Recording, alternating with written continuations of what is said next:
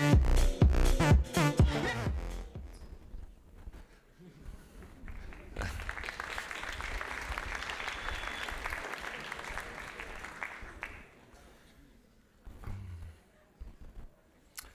my character showing up? Somebody's missing. Yeah.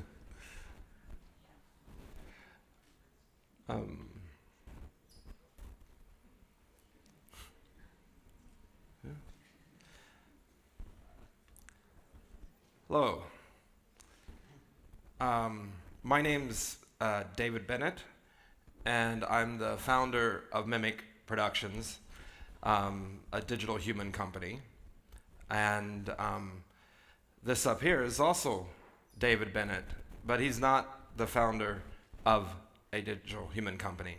He's actually a real-time version of myself, which I'm driving right now in real time before your eyes, wearing an XN suit, some motion capture gloves, and tracking my face all in real time. And we're using this character right here of me as a virtual presenter to show you the state of art where we're at right now with being able to create real-time characters live while we speak. But enough about me. I'd like to move on to talking about Mimic. And as you can see over here with the Mona Lisa, we started the company. I started the company about 10 years ago outside of my home, and we kind of grown it over the years, and it's no longer working out of my home. But yeah, and I'd just like to move on. And since we've started, we've been working with a lot of different industries, and we've worked on like over 250 projects. Some really nice stuff that really illustrates the broad range and scope that digital humans are now in. And yeah, about me, I actually started Mimic like a while ago, and then before that I was in charge of a lot of like the facial motion capture on a lot of big movies early on. It's a bit of pioneer in my field, and I was in charge of the facial animation on like Avatar, 1010, Rise of the Planet of the Apes, Beowulf, and stuff like a lot of movies like that. And then after I left that, I decided that I really wanted to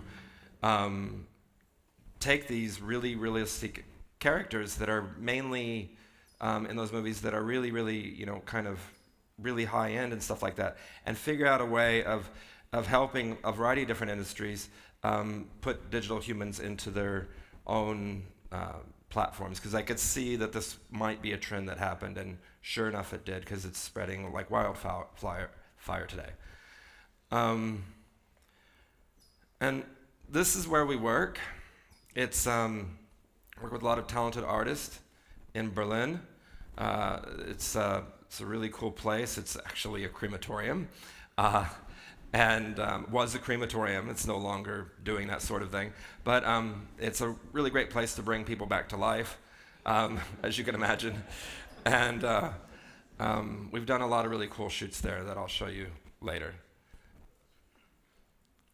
And so what we really do is, as I was saying with my avatar, we're really into creating, you know, like a film quality digital humans in real time. This is our main mission in life. We do work on a lot of other different projects, but it's where this is our goal, to make me look as realistic as it does whenever it's finished. And so this is something that we've worked on a lot. This particular character, this Asian person here, we did a live TV or a live DJ set, much like this one in Tokyo. And it was quite a few years ago, and it was pretty impressive performance to see. And so I'd like to talk about some of the stuff that we do, that like at Mimic, and how we service our different clients. So what we do is we do scanning, and then we do model creation, which is taking the scan to the model. We do rigging, and we do motion capture there, and animation, and 3D hair, and all of this great stuff, as well as clothing, real time, and rendering as well.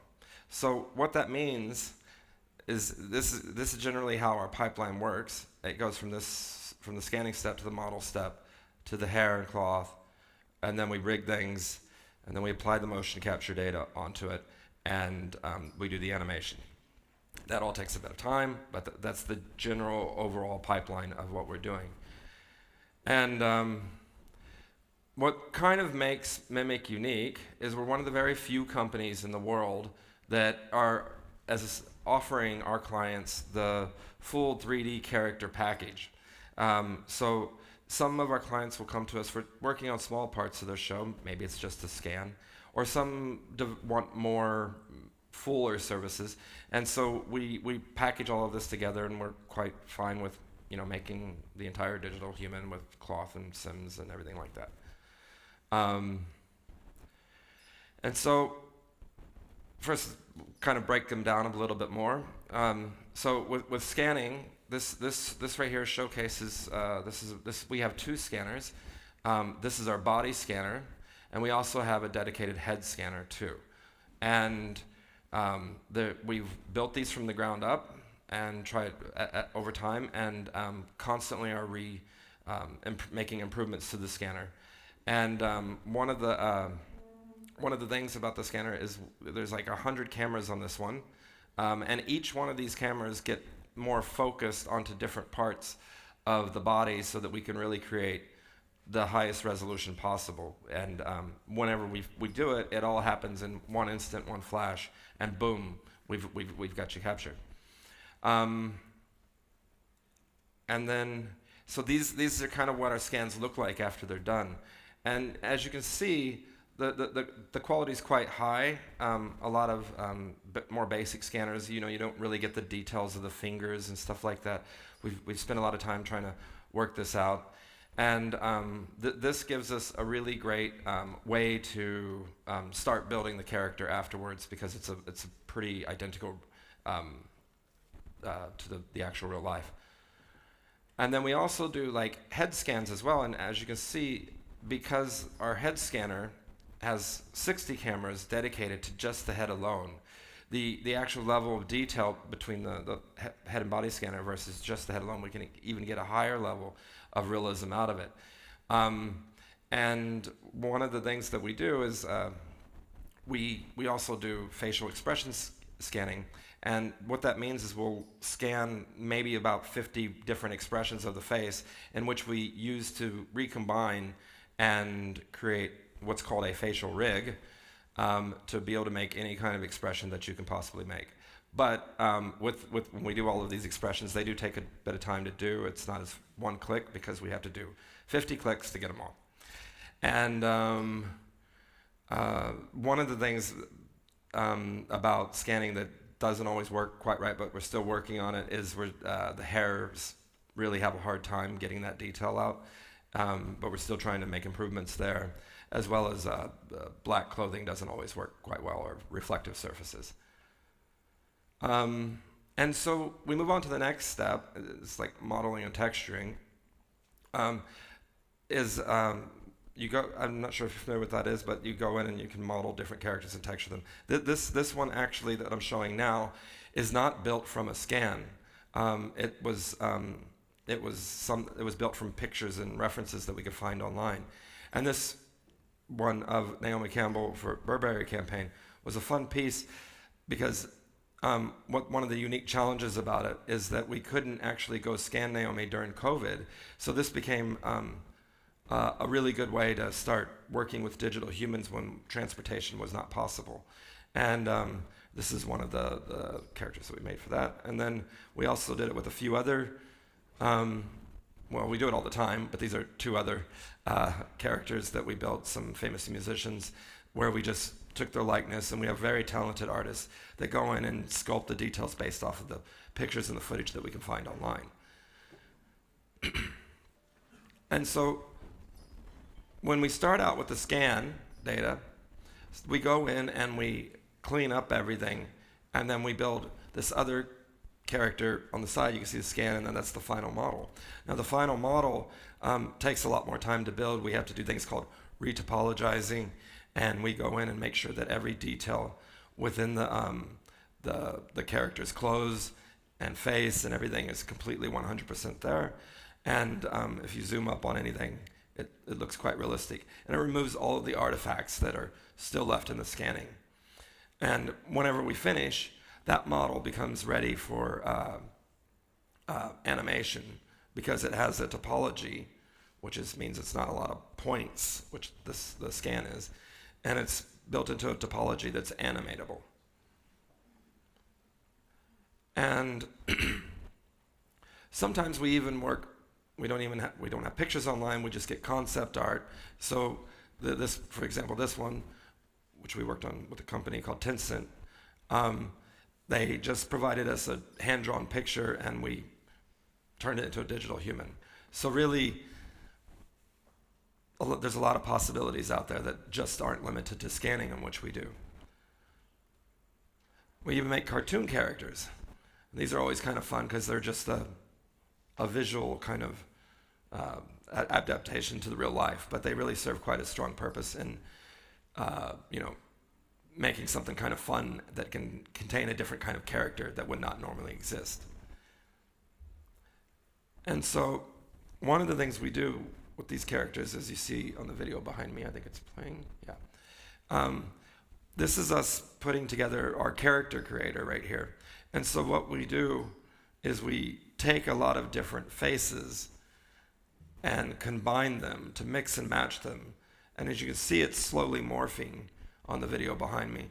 And that means that the nose might be changing at one point, or the eyes might be changing, or the color of the skin. And these all can morph seamlessly. And what we're trying to do with this tool is make it something that we can continually grow to help us automate excuse me, our character pipeline. And so here is, hair and clothing is our next subject. So yeah, we build a lot of different kinds of hair for people, and some of this hair is for real-time characters, and some of this hair is for non-real-time characters, meaning something you might see in a movie or so forth. And what's really interesting is the real-time hair has to be really, really light. And what we do is we build these things called hair cards, which are essentially not each follicle is represented. It's more like a picture over a piece of geometry. And what that does is it kind of optimizes the hair so that it can run in real time for the game, for example. And those are all examples of real-time hair. This one, it's not the brightest picture, but this is actually hair created for post-rendering, which gives us an ability to create a lot more detail within the hair. Because what happens is at render time, each hair is calculated as a strand individually, and that means that each hair is really a representation of real hair, as opposed to a flat plane. And it can create a much more realistic effect. That's what you see generally in a movie when you see some sort of hair simulation on there. And also, we build clothes. And we do this a variety of different ways, depending on the need that is out there. So sometimes we might scan clothes, and sometimes we might be building clothes for a real-time environment versus clothes for something that's going to be rendered. And the difference in the approach that we use is that with whether it's scanned or not, is sometimes we'll build them in such a way where they're quite low polygon, or and they might be in a game engine, meaning that they might need to have like a joint or bone-based rig, which means that it can deform quite as good as it can within a game, the context of a game. But the problem with that is you're not necessarily getting all the folds and wrinkles that happen in real clothes when you raise your arm or you do whatever, because I'm sure you've seen games that doesn't always look like 100% the way that real clothes would move. So then we would go into an offline kind of simulation, which actually simulates each one of the parts of the clothes so that each one of the wrinkles react to the way that the body naturally moves. As you can see, this is a real-time, in my real-time character. If I raise my arm, there's not new folds that kind of happen here. It's a bit more basic. And then we make a lot of digital patterns here. A lot of this has been kind of trending a bit with these digital clothes, and we've been kind of making them for other applications. Each one of these, I believe, were scanned and then rebuilt afterwards. And then also, it's not just clothes, sometimes we do purses. This is a purse we did for Valentino. As you can see, there's a certain level of quality that you can get out of the scan data, but if you look really closely there, once our artists go back and clean that up, each fold, each piece of stitching, everything that was on the original bag is now represented on this bag. So we really focus on quality at Mimic and making sure that the highest level of quality can be reached. And then the next stage of our pipeline is rigging. And so what we do is, based off a lot of my experience from working on these movies, I've trained all my entire team on how to put together facial rigs, much like film facial rigs, and we assemble them in such a way that it creates a very realistic set of facial expressions.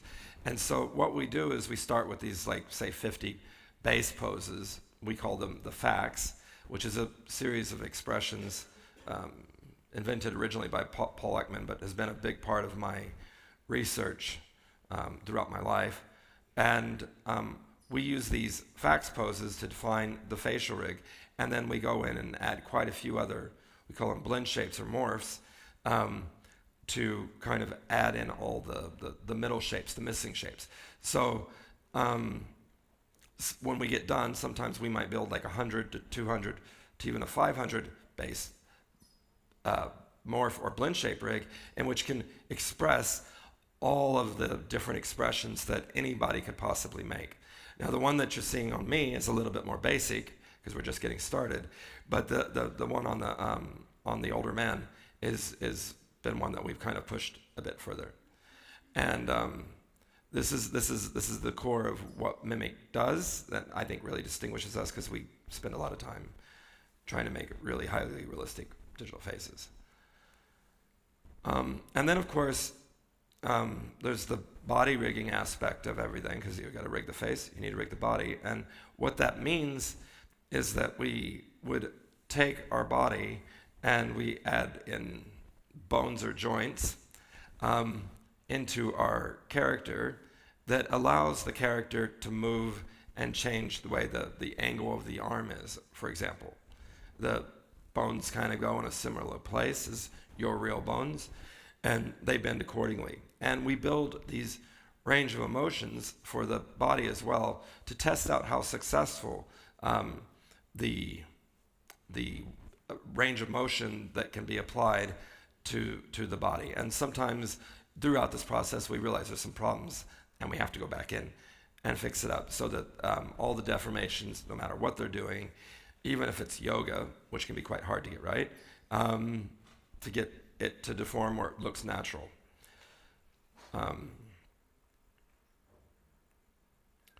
So we also do motion capture, and we obviously we do face, body, and hand motion capture, and we've kind of built this system. And this is actually us shooting. It was for the Matrix 4, and the game. This is actually the shoot for the game that came out recently.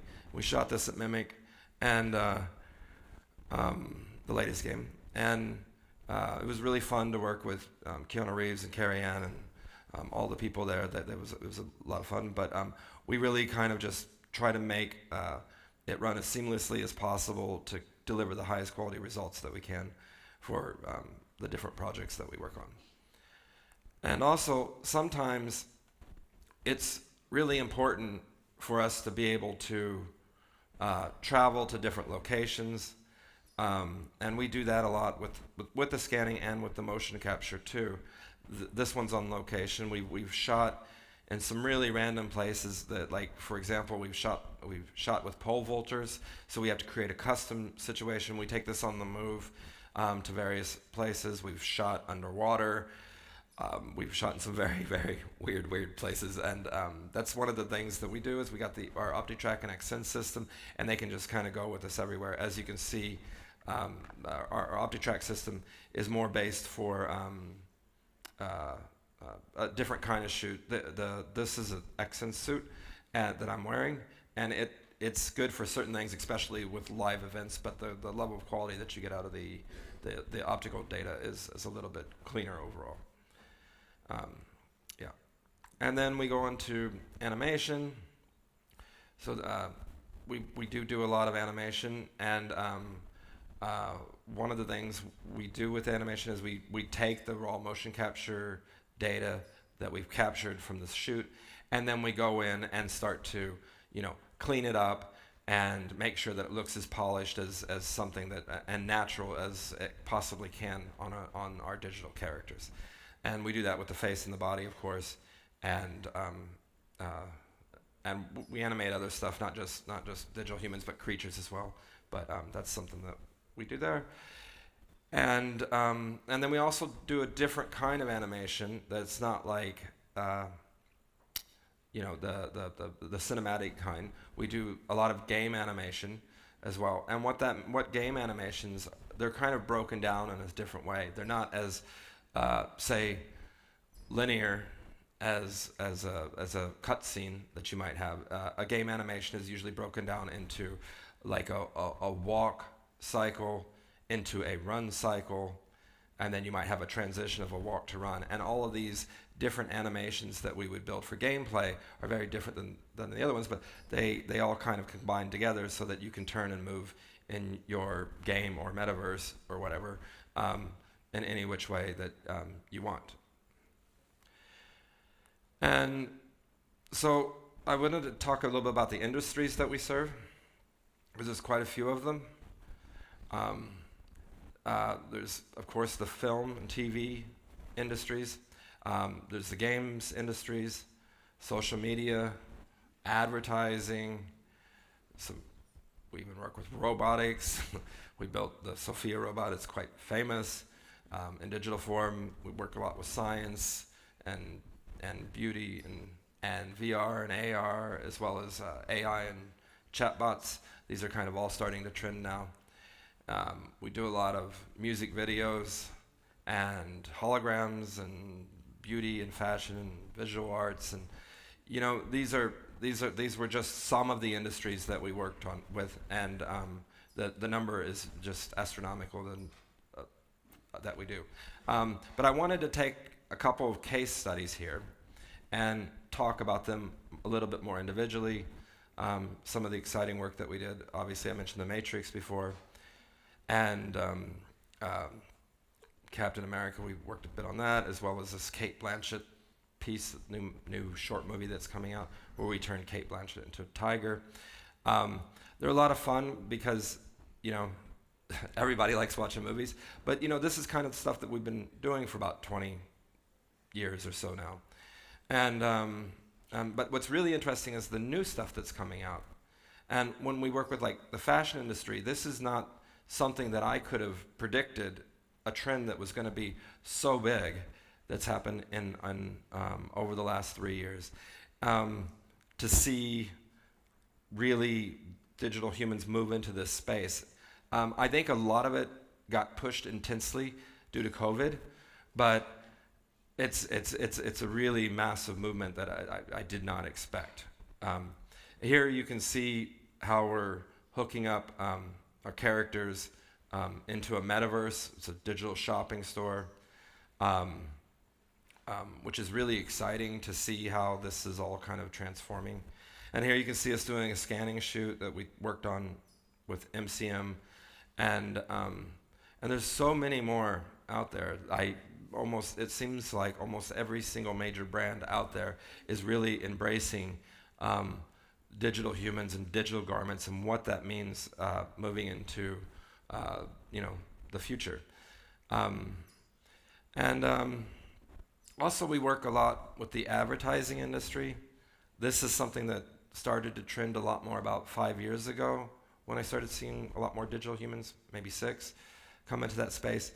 And I think it was just getting to a point then when it wasn't so reserved for big video games and movies. It started being a trend that started hitting advertising, and we were able to match budgets that could really work within the advertising industry. And so they really started to embrace this here, and we did a lot of stuff with Nike. We travel around the world to scan and shoot a bunch of sports players. Another case study here is this is a tennis player. We did this one quite recently. It was shown in Piccadilly Circus. We just, we didn't even actually meet her. We just built her from scratch and then motion captured at a tennis court. And it was pretty cool how it was really 3D coming out of the screen. And here some Valentino bags. We probably worked on at least 100 of these kinds of projects. And then in video games, is another case study for us. We worked with quite a few big video games. Here's just 3, but one of the things about video games is we come in and we can help them achieve, what they want to achieve, and just hire a specialist to help them out rather than, trying to build your own internal team to build these video games and create really realistic characters, which is kind of a specialized thing to really understand. So it gives them an opportunity to work with us to help them realize their goals in games. And that's with our characters and motion capture and scanning. Well, they use them a lot.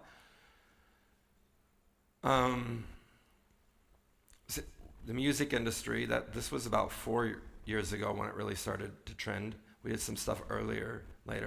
This is maybe, I think there's 5 here. I think we've done maybe, 15, 20 music videos.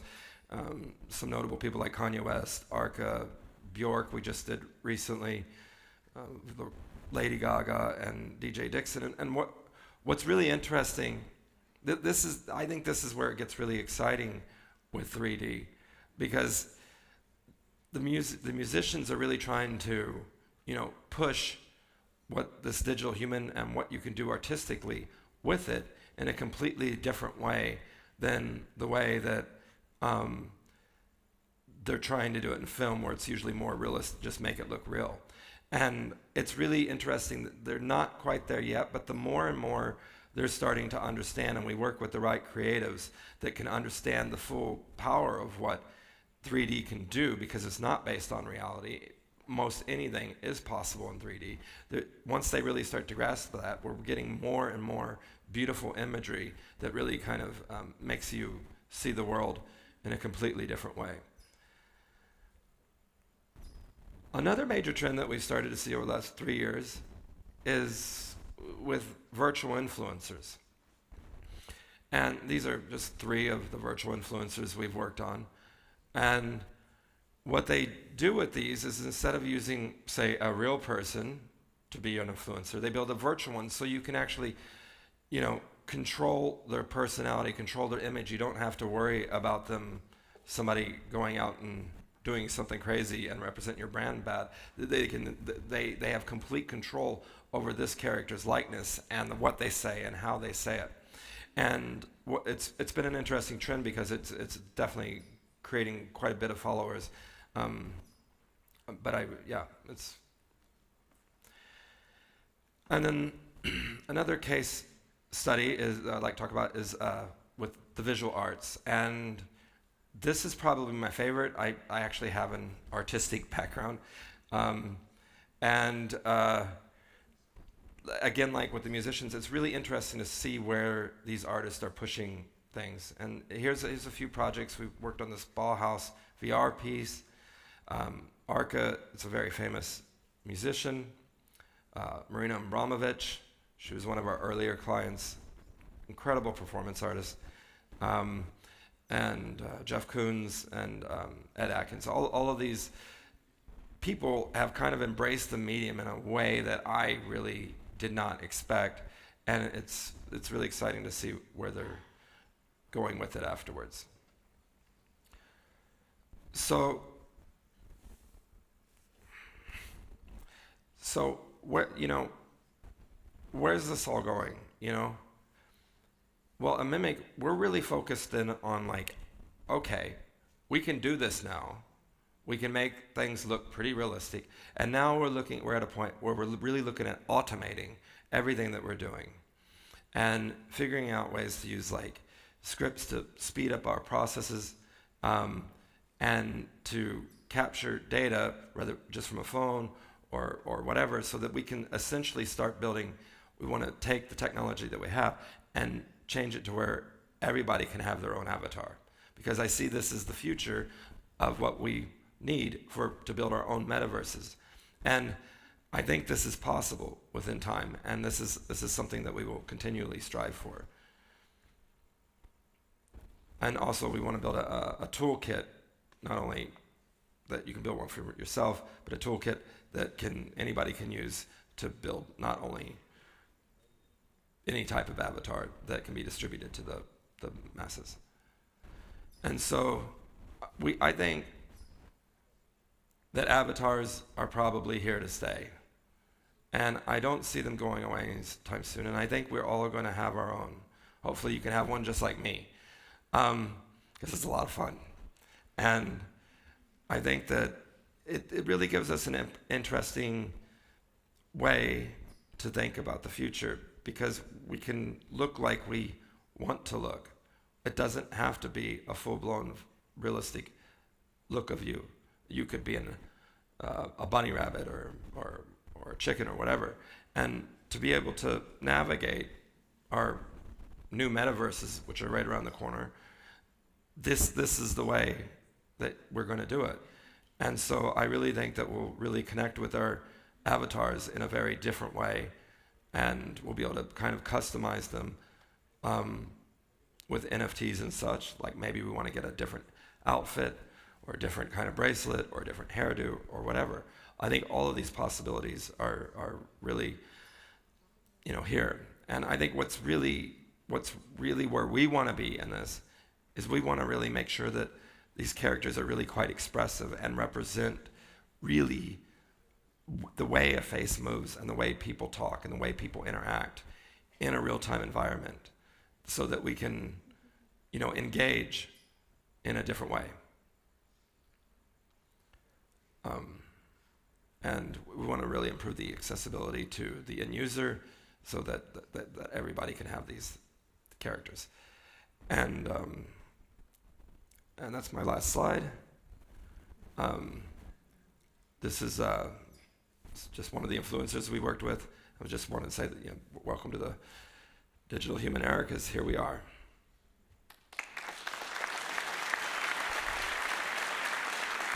Thank you.